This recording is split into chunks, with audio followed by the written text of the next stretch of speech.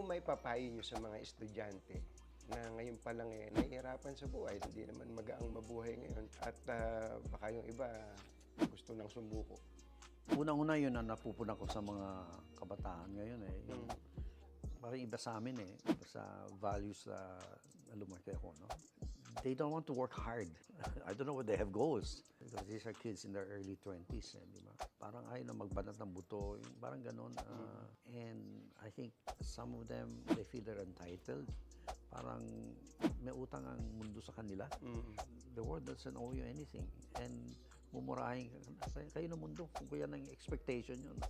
Our job as business people is to provide precisely the means to get out of poverty. But that's all we can do. We can only bring you to the water. Kailangan kayong uminom ng tubig Hindi naman namin pwede kayong itulak nun, ano? So we'll give you the tickets out of poverty. But you have to take the bus.